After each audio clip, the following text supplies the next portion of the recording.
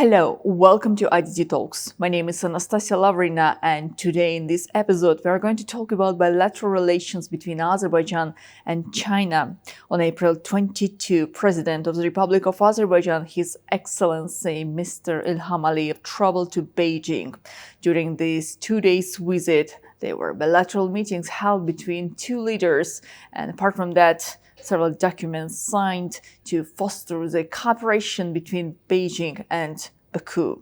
Two leaders highlighted the importance of the future development and cooperation in different sectors, including transport, communications, economic prosperity, and, of course, there is no more visa between two countries. So I guess it will definitely affect the future development of tourism between two countries.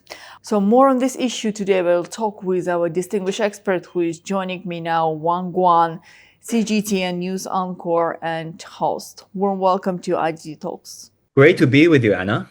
Thank you very much. Well, how do you evaluate the recent visit of the President of Azerbaijan to Beijing, China, signed documents and the future perspectives of cooperation between two countries?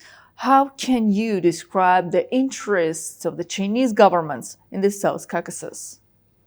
I think China and Azerbaijan relationship is rooted in a lot of things, in our national sovereignty and a mutual recognition of each other's sovereignty. And of course, by this also shared a struggle for national independence, our anti-colonial or anti-chauvinist past that really bonds us together. And secondly, there has been this very high level of leadership level engagement, senior engagement between our two leaders.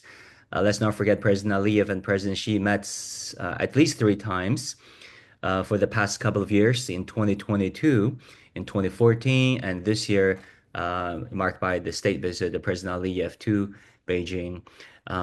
This strategic mutual trust and the leadership engagement is paramount in this day and age. And also, I think our relationship is marked by a practical cooperation.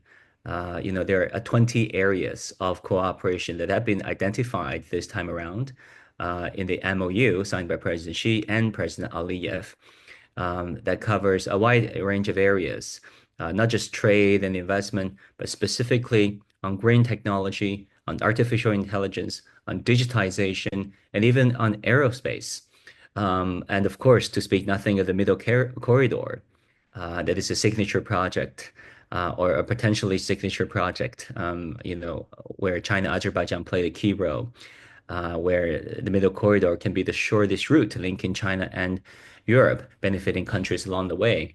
And of course, thirdly, I think this increasing grassroots connection between the Chinese and Azerbaijanis are so encouraging.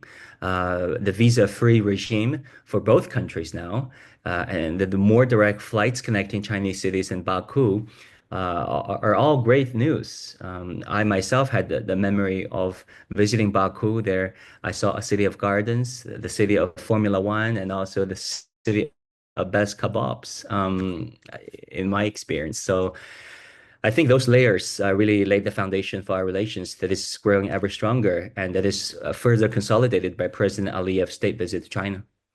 Yes, indeed, sir. Belt and Road initiatives is an important project not only for China, Chinese government, but the region itself. More on this issue, transport, communications, and the future perspectives. Since the time Donald Trump, the 47th president of the United States of America, imposed new tariffs on China, the Chinese government started to purchase more regional policy cooperation development with the bordering countries, and not only. Therefore, this visit also highlighted the importance of the future, the Middle Corridor, which will connect China, Asia, Central Asia, South Caucasus, and Europe. More on the Middle Corridor, how it's also being called Trans-Caspian International Transport Route. I think in this day and age, we're entering into a period that is marked by geopolitical uncertainty and geopolitical struggle and geopolitical turmoil. And I think that trend will only worsen, unfortunately, in the foreseeable future. If you look at the Trump's administrations rallying their grassroots to antagonize China, the war in Eurasia, the Middle East, and Pakistan, India relations that are not getting any better. The new Cold War has been beginning in earnest, unfortunately, that is imposed by some existing great powers, enforcing them on countries like China and Azerbaijan and the middle powers in between. So under these circumstances, it is all the more crucial for countries to diversify, to do the right thing, for mutual benefits. This middle corridor that is, having the potential to become the shortest route between Shanghai and Amsterdam, is promising because if you go through the northern route where there's a war going on, it can take up to 20 days, according to estimates. If you go through the sea lanes down the south, can also be affected by the tensions in the Middle East, it would take 60 days. But the middle corridor, once completed, would take something like 10 days. But we're aware of the challenges in between. Funding is always an issue. Countries do not want to be indebted to China. I think the Chinese government is keenly aware of this issue. That's why the Chinese leadership convened multiple meetings, sometimes behind closed doors, to try to come up with measures to alleviate the debt burdens of countries. By the way, that has never been the intention of China during this BRI project, though there can be consequences or results. But a result that China is trying very hard to resolve. So once the funding part is through, there are standard issues, there are labor issues, environmental issues that China and Azerbaijan need to navigate together. But with this level of political trust between our two leaders, an increasing grassroots support and enthusiasm towards each other, and the for-profit nature of businesses on both sides, I'm optimistic. And one more question I have. Cooperation between two countries, Azerbaijan and China, are also visible within the international organizations, United Nations, Shanghai Cooperation Organization, and BRICS, the organization which is now being among the top, taking into account all the global and geopolitical changes and new world order. Therefore, in what ways you think two countries may collaborate within the international organization in the future? I think it's crucial.